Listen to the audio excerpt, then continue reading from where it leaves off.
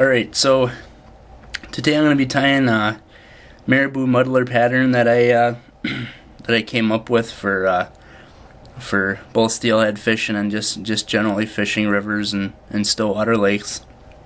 So actually a variation of this this muddler pattern that I tied with a rabbit strip is what caught me my first ever steelhead, which was on the Brule River of Wisconsin.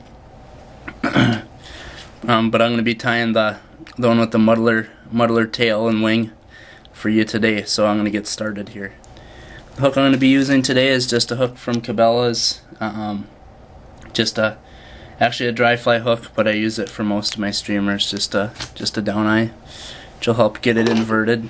And the thread I'm going to be using is just 140 Ultra UTC in the rusty brown. So you're just going to get your thread on there and wrap back to the barb of the hook. Now for the tail, I'm going to be using a tan grizzly marabou, and then this is just actually a chickaboo, which I've talked about in a lot of my other videos. And when you get these bulk bags, what I like to do is I separate it out, because you're going to get more like the Sculpin type feathers. I just like to go ahead and separate those out, put the Sculpin feathers in one bag, and you can see you get quite a few of the Sculpin type feathers. It just helps you when you go to tie. I just select two feathers for the tail. You're going to want to keep the tail pretty short, maybe about I don't know, less than half the shank of the hook.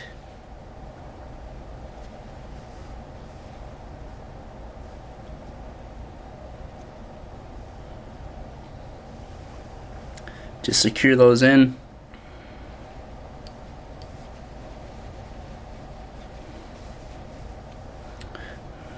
Alright, now I can actually go ahead and wrap forward and put on my dumbbell eyes. Actually, not dumbbell eyes, these are going to be bead chain eyes. And you're just going to want to go back, I don't know, maybe about 2 to 3 mils from the eye of the hook, probably closer to 2. And you can just go ahead and start with like a figure 8 pattern to get them started. Look down the nose of the fly to make sure you have them on their level. And then you can go ahead and start. I like to do this where I go up and over the top of one side and up and over top of the other. And then you can go ahead and cinch down those wraps by kind of keeping underneath the bead chain and wrapping a few times. And you can go ahead and put some super glue on there at this point if you want, but it's not really necessary. Alright, and wrap back. Before you get to the end, you can go ahead and tie in your ribbing, which is actually going to be medium crystal hackle in a brown color. Secure that in by the tip.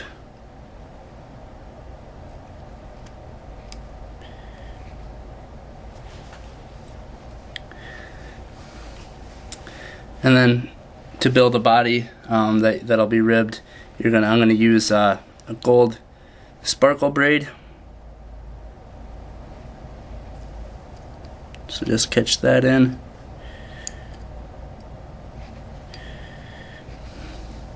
And wrap that forward. And then you're gonna want to stop about 2 mils behind the eyes. So right now you'll have about 2 mils from the eye of the hook to where the dumbbell eyes start, and then you're going to have about 2 mils where you're going to stop your body. And actually maybe we'll go about 3 mils back just to make sure I have enough room, because you're going to be tying on your marabou wing, you're going to be wrapping some Sculpin, and you're still going to want room for your more brown crystal hackle for the head. And then, so you know, this is just this is how the sparkle braid comes. This is a Wapsi product, the one that I'm using. This is silver. I'm using the gold today, but I didn't have the packaging for that one. So basically you just want to wrap that forward, touching turns as you go.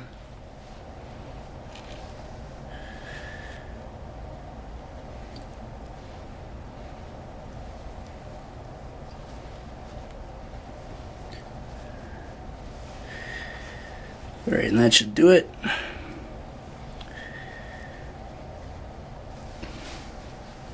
And then just go ahead and trim away your excess. Okay. And then just clean up a little bit here. Now you can go ahead and wrap your hackle forward. And I'm going to make this just a little bit easier on myself and use the rotary feature of my vise.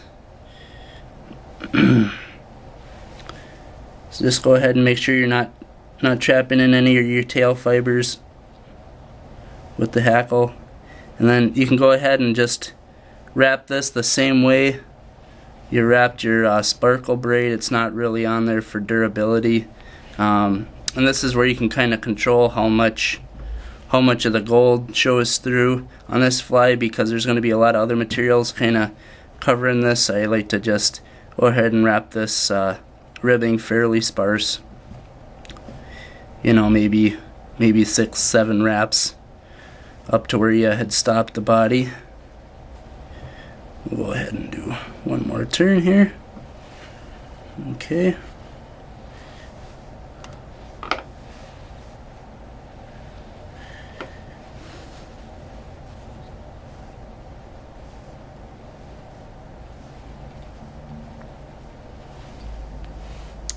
And just get it wrapped to secure that in.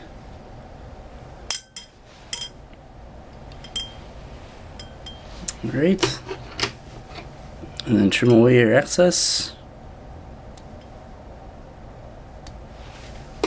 And then pull back any fibers that are kind of pointing forward at this point. And then just clean that up a little bit. Alright, this next part is where it'd be kind of handy for you to have a rotary vise, but if you don't, just take your hook out and put it back in upside down.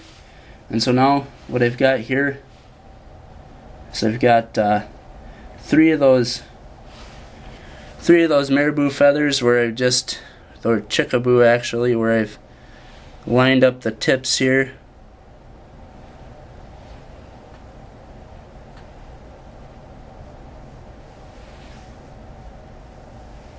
And you're going to want this wing to end up just about where the other marabou tail ends, so you can kind of measure that off. And then just go ahead and secure it down with a couple of wraps.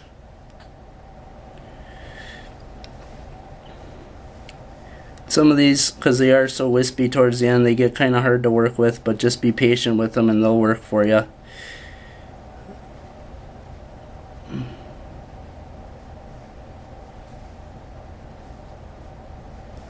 Alright, and if that looks good to you, you can go ahead and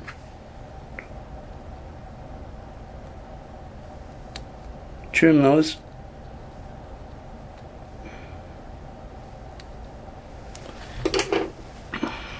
And then you're going to want to go ahead and just hold those down and then just kind of clean everything up right behind the bead chain eyes there.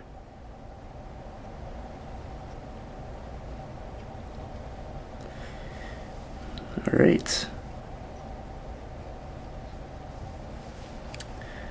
So that's kind of your wing. Looks really big and fluffy now, but it'll sweep back really nice when you have it in the water. Alright, so now you can go back right side up. What I've done is I've just taken one of those Sculpin feathers that I had from the bag, so you can actually use those. Go ahead and just make a little stem for yourself that you're going to use to tie in.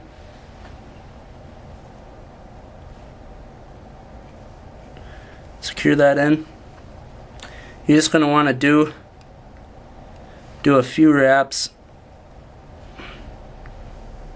around.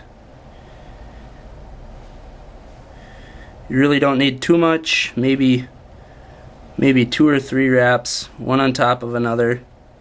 And this kind of just forms a collar, kind of makes the belly of the fly a little mottled, kind of puts another layer over top of that crystal hackle. So I did about 3 wraps on this one, and just tie that off. And then if you want, you can kind of just wiggle it, sometimes these Sculpin feathers will break off. This one's probably not gonna go. Then just sweep back any fibers and then put a few wraps down. That kind of keeps the Sculpin pointing backwards. Alright, so my very last step is just to put in tie in some more crystal hackle, and then this is what's going to form the head of the fly here.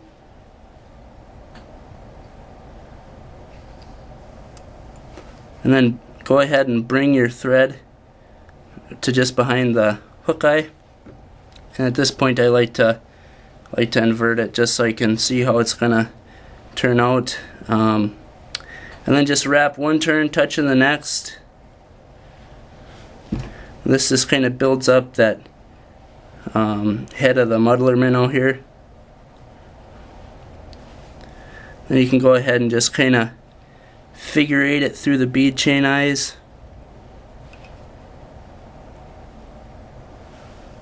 Then when you're ready to wrap in front, just go ahead and stroke back any fibers that are pointing forward.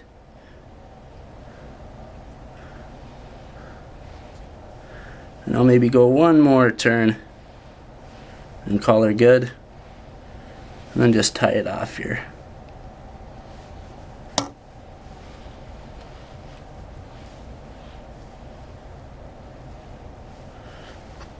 And then trim away your excess.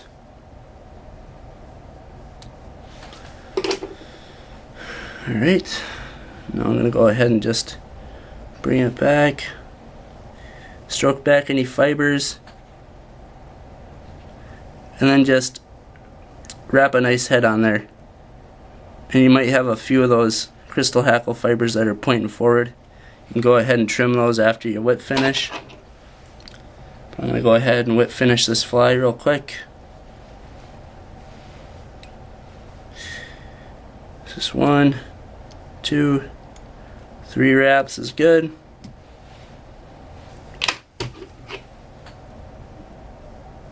Trim away your thread.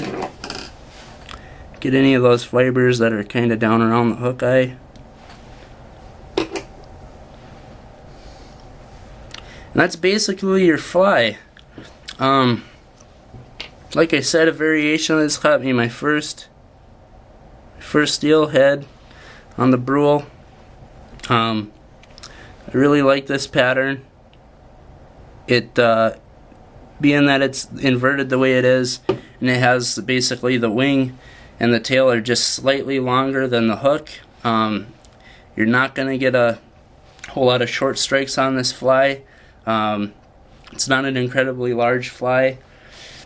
So if you know, if egg patterns aren't working, and they seem to want something a little bit more natural, you know, you can go ahead and put this on as a lead fly.